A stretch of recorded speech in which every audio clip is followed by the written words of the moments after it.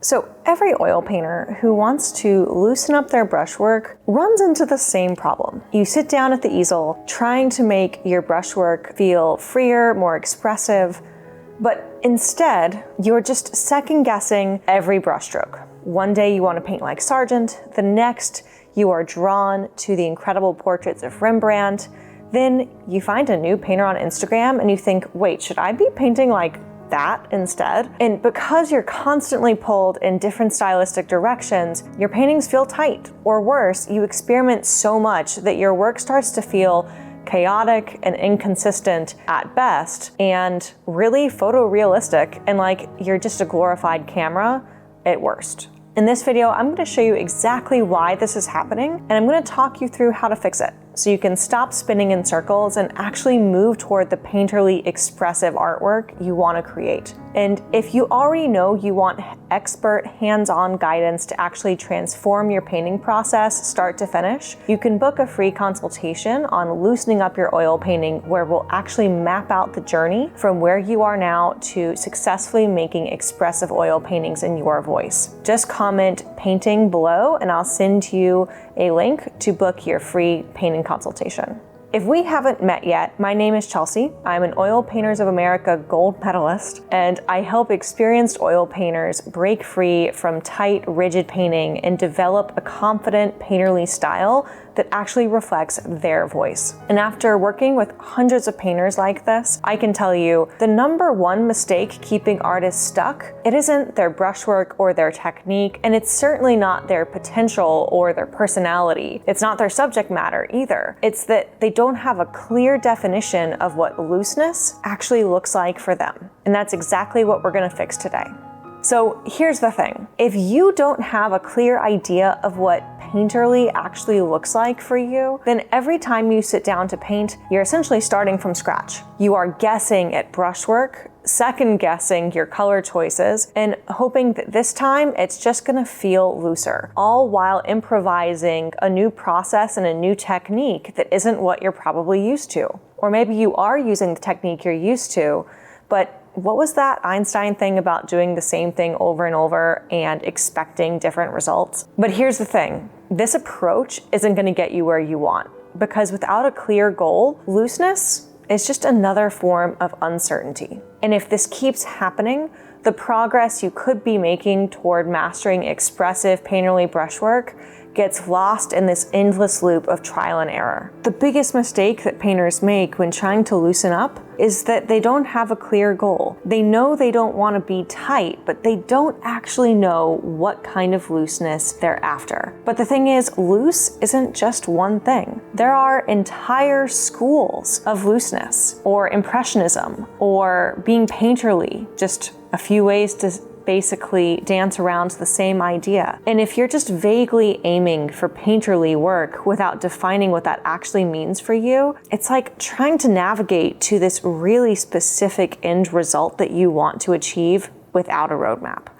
So let's break it down, because once you see the different approaches side by side, you'll start to recognize what actually speaks to you. So let's go ahead and give you a rundown of just a few different styles of loose expressive oil painting. First up, we have the daily painters. So fast, fresh, alla prima pieces, things that are meant to be done usually on small canvases in just one sitting, probably about an hour per sitting. These are painters like Carol Marine, David Shevlino, Qiang, Huang, Sarah Sedgwick. These pieces are often still life pieces, and they have a very specific style of brushwork and opacity in the paint, color palette, and style of composition. Now compare this with some expressive, figurative painters who work in a slightly more stylized approach. Painters like Michael Carson or Malcolm Lipking.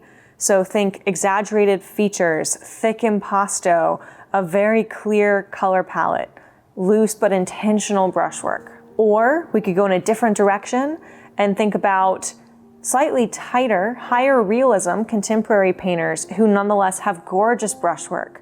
So think of someone like Jeremy Lipking or Alex Venezia. Absolutely stunning realism, but every brushstroke is really purposeful and painterly.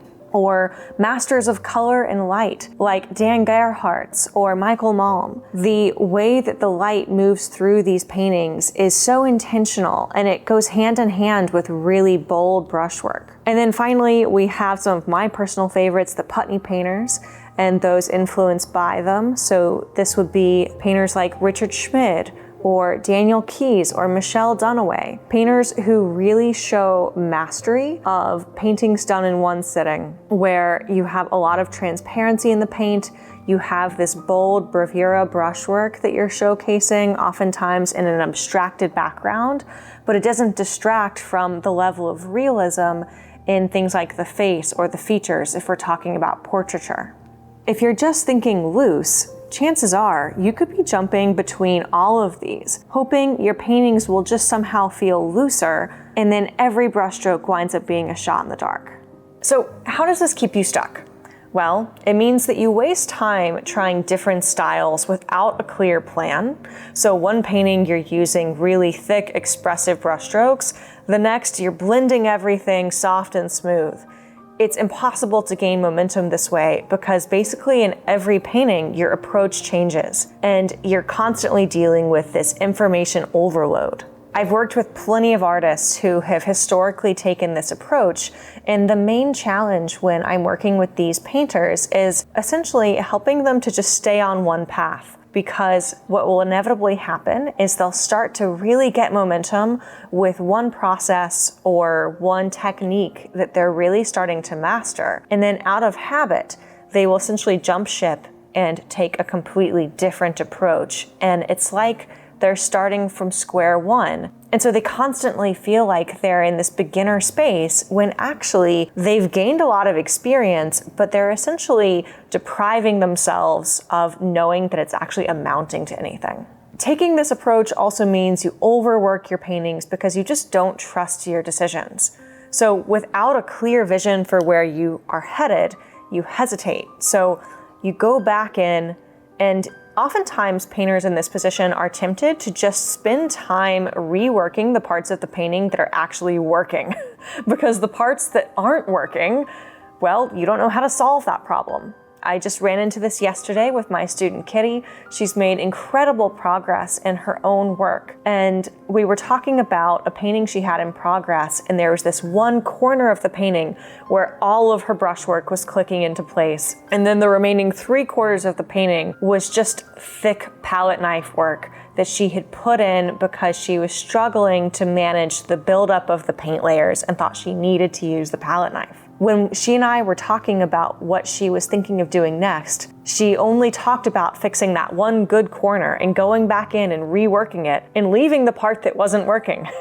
And so I pointed out to her that this is actually a really normal phenomenon. When we feel stuck, we want to spend time on the part of the painting that's actually working because it feels good. If we don't know how to fix the parts that aren't, we don't want to spend time there. So without this clear vision, you wind up basically stuck in this cycle where all you do is overwork the things that are going well and feel too intimidated to touch the things that aren't. The next consequence of taking this approach is that it feels like you're failing every time you paint. You think the problem is that your technique, when really you're just not clear on what success even looks like for you. So the solution is that you have to get crystal clear on your ideal voice, your ideal type of looseness. So instead of bouncing between different styles, you need to define what painterly brushwork actually looks like in your dream paintings. So here is how we do it. We need to start by just getting a clear picture of the full spectrum of what inspires you. I'm going to call this Collect a Master Inspiration Collection of Paintings. My shorthand for this with my students is to create a master inspiration board. The idea here is to go ahead and create this repository of paintings that make you stop and stare at them. This is going to help you to identify patterns in terms of what you're drawn to, even if it feels like it's all over the map at first. Trust me, you just got to stick with the process here. We need to start by saving the things that you really love and get it all in one place. Don't worry, we're going to pare it down to your voice in the next step. Step 2 is to go ahead and curate this down to a curated version of your inspiration board. Go through that big collection of all the art you love and pick the top dozen or so paintings that make you say, yes, all of these are a home run. They are 10 out of 10. This is how I want to paint. In these 2 steps, it really is this simple. In step 1, you just want to create this central database of everything you love. And then in step 2, we are just picking out the paintings that really stand out above all the rest because they represent the ones that are your absolute favorites. Everything is a 10 out of 10. You look at them and you think, I want to create those kinds of subjects with that kind of brushwork. If I were painting like that, or if I could paint like that person, I would be in heaven. Once you've done this, you can go ahead and start to notice the patterns. Chances are, by the time you're at this stage, you might be wondering to yourself, did I really curate this down enough? Is this really a cohesive voice? So go ahead and ask yourself, what do these paintings have in common now that I've actually curated this down? What is the paint texture like? What are the subjects I'm seeing? How are the pieces lit? What kinds of colors do I see over and over? How are the edges being handled? What about the looseness in the background versus the focal area? The idea here is to move into this 3rd step where you actually study how these artists achieve that particular look. And we have to begin by identifying what these pieces have in common. So instead of just admiring these pieces, we want to break them down. And then finally, the 4th step is to apply this intentionally in your painting journey. So instead of just hoping for looseness, set an actual goal. Before you start, say, okay, today I'm going to focus on softening edges like Sargent, or I'm going to apply bold brushwork as confidently as Fetchin. I've worked with hundreds of painters, and every single time I've been able to help them get unstuck and define the exact kind of looseness that's right for them, what reflects their unique voice. You just need to take this one step, and suddenly you're gonna stop spinning in circles and start making real progress. From here, if you wanna know how to implement what I've just described in this video using a tool like Pinterest, I've actually made a video that walks you through exactly how to curate your painterly inspiration board. You can find that link above and watch that video next. But if you already know that you want expert hands-on guidance to actually transform your painting process, start to finish, you can book a free painting consultation on how to loosen up your oil painting, where we actually map out the journey from where you are now all the way to successfully making expressive oil paintings in your artistic voice. Just comment painting below and I will send you the link to book your free painting consultation with my team. Thank you so much for watching this video. I hope this is really helpful and I can't wait to hear how this helps you to uncover your artistic voice. Don't hesitate to share it with me in the comments below. I'm excited to see you in the next one, but until then, happy painting.